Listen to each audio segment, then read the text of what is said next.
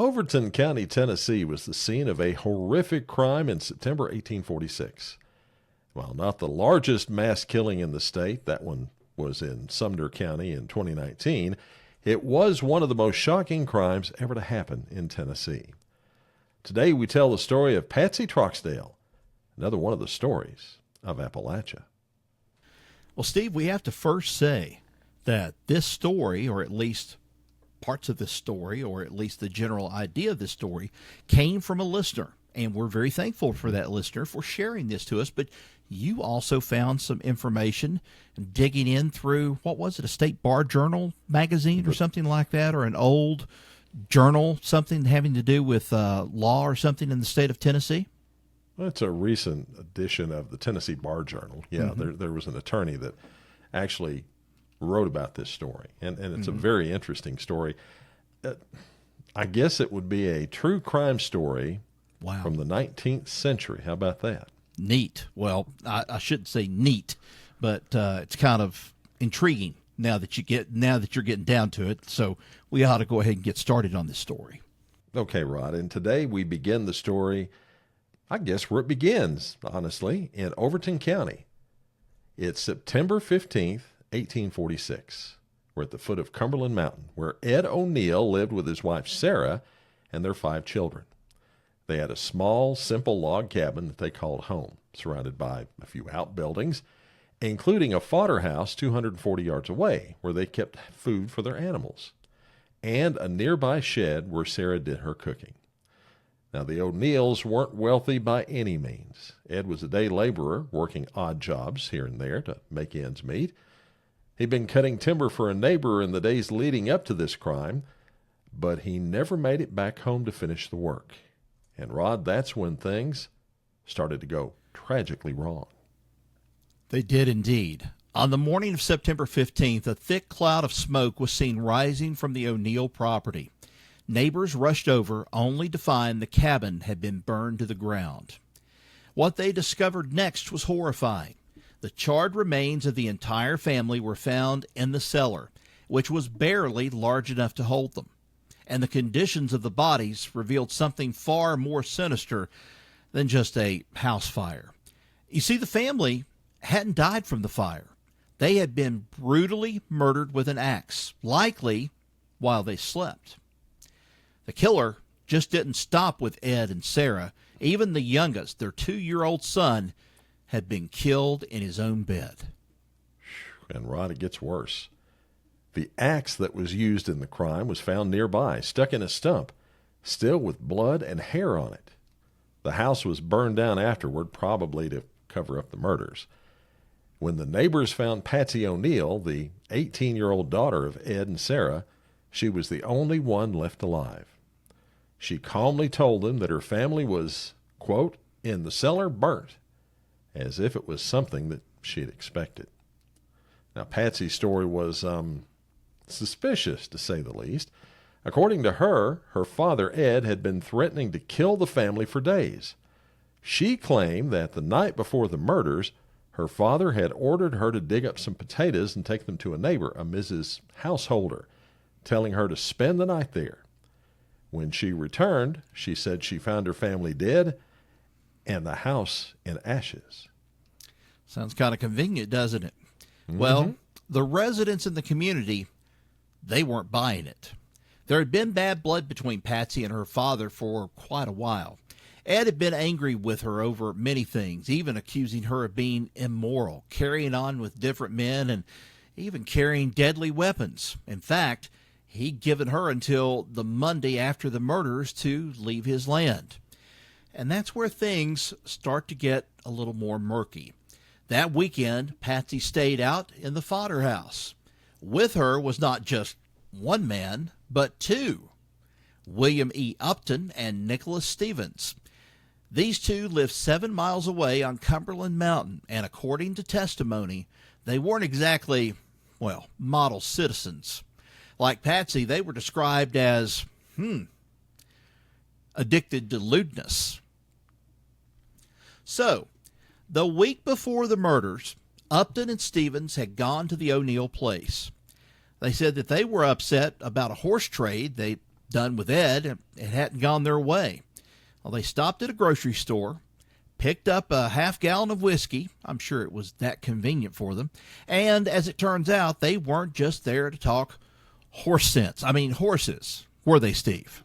No, they were not. Not at all. That night, they didn't just visit, they stayed.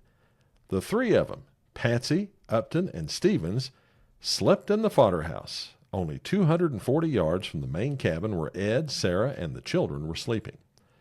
By the next morning, the O'Neill family was dead, and the house was in flames. Now, Upton claimed later that he left Patsy and went home that night, but there were a whole lot of contradictions in his story. At first, he said he slept on the mountain, only to change that story later, saying he made that up because he didn't want his wife to know that he had been sleeping with Patsy. Ooh. Then there's the fact that Patsy's clothes, blood-stained clothes, mind you, were found hidden in the weeds near the cabin. And, Rod, let's not forget, the items from the O'Neill house that were found in the fodder house where Patsy had spent that night. By Monday, Patsy, Upton, and Stephens were all arrested. Patsy stuck to her story. Her father had been the one threatening the family, and she had no idea who killed them. But the evidence kept piling up against her.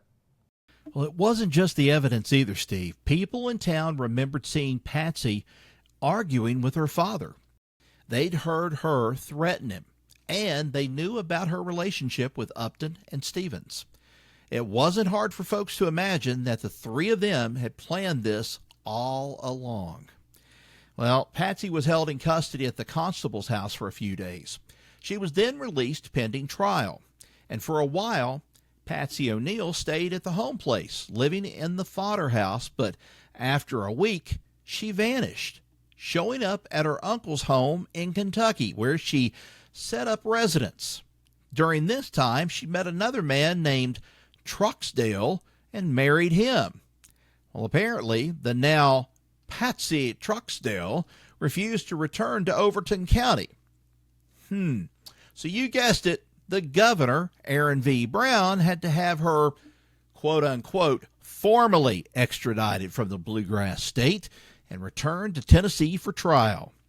And that trial ended up being, you guessed it too, a spectacle. Patsy Troxdale was tried along with Stephens and Upton. They were all convicted, but, well, that's not where the story ends, does it, Steve? No, Rod, because on appeal, an appellate judge, William B. Turley, found that a juror in the trial had, lied.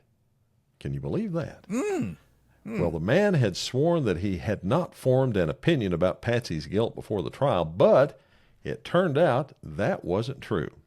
The verdict was thrown out and a new trial was ordered. But, Rod, here's where things get really frustrating. After that, the record goes silent. We don't know exactly what happened in the second trial. Did Patsy, Upton, and Stephens face justice, or did they go free? Well, it appears that we have an answer, at least in part. Thanks to some diligent research by Russell Fowler, Director of Litigation and Advocacy at Legal Aid of East Tennessee, and Putnam County historian Dale Welch, we now have a surprising conclusion to the story of Patsy Troxdale, don't we, Rod? Indeed we do, Steve. Fowler wrote about the case in the Tennessee Bar Journal, and he had left his story with a question. What happened to Troxdale, Upton, and Stephens? The answer came from Dale Welch, who uncovered the missing pieces of Patsy's fate. After her conviction was thrown out and the record went quiet, Patsy was jailed for a time. Authorities actually rented out her labor to local households. This was a common practice at the time for incarcerated women, but it wasn't until years later on her deathbed that the full, grim truth came out. 30 years ago, Mr. Welch interviewed a man in his 90s who had been present during Patsy's final moments. On her deathbed, Patsy was restless, saying, I have to tell, until she did. Patsy confessed to what many had suspected for years, that she had, in fact, murdered her parents and her 5 siblings with the help of her 2 lovers, William Upton and Nicholas Stephens. But, Rod, it didn't stop here. In a chilling revelation, Patsy also admitted to, can you believe this, another murder. She told the story of coming across a small boy in the woods who dug up a bag full of ginseng. Rather than let the boy keep his haul, she said she killed him, took the ginseng for herself, and, horrifically, fed his body to the hogs. That, folks, is a gruesome twist that adds an even darker layer to Patsy Troxdale's already notorious reputation. But, Rod, what about her partners in crime? What happened to them? Well, thanks to Mr. Welch, we also know the fate of Nicholas Stephens. He didn't live to see justice for his role in the O'Neill family murders. He was killed fighting for the Confederacy during the Civil War. And William Upton, well, we still don't have any concrete information on his end, but given Patsy's confession, it's clear that both men were deeply involved in this horrific crime. Boy, horrific is the word for this, especially that part that nobody knew about until she confessed it, about killing the little boy and feeding him to the hogs. I mean, that's It's pretty bad. It's pretty bad. And, you know, we've heard of things before, of deathbed confessions and things like that. Well, this takes the cake as far as I'm concerned about it. She just goes and she spills the beans on everything, about everything she was involved in. And what's even worse, Steve, is the part in here too. And I guess, I'm just guessing on this, the ginseng, probably she was looking at the ginseng as money because it could, you know, easily be sold and things like that, like, you know, some people do in ginseng hunting today. But the little boy, that's what gets me. She goes, she kills the little boy and then feeds him to the hogs. And some people think, okay, hogs, no, they wouldn't eat anything like that. Oh, yes, they would. They will eat anything as long as it's down in front of them. They'll eat it up. It doesn't make any difference if it's slop, corn, whatever it is, or a human body. They'll consume it, and then there's nothing left of it, really, in the long run. Well, you know, Patsy apparently was wild as a stallion. I mean, she was running around with all these men, and these two were not the only ones. I mean, it's like a whole string of men that she was involved in. She also took to carrying around weapons. The newspaper reports say that, but it doesn't specify what the weapons are. I would assume either a knife or a gun, one or the other. Mm-hmm. And I think her dad was actually probably afraid of her, to be honest with you. Mm-hmm. And then, well, and he has a right to do that too. And then this thing about this little boy, she's a bad woman, best I can tell here. You know, and you said she's as wild as a stallion. Let's not be so graceful about that. Why don't we use a phrase that I've heard growing up all my life? She was a wildcat's kitten.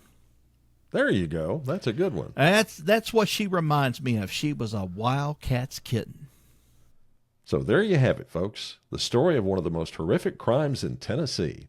Another one of the stories of Appalachia. Thanks for listening. Be sure to subscribe to the Stories Podcast so you don't miss any of our stories. You'll find us wherever you get your favorite podcasts. We're also on YouTube, too. Be sure to like, comment, and subscribe if you don't mind, since that helps us out with that pesky YouTube algorithm. Till next we meet, y'all take care. So long, everybody. So long.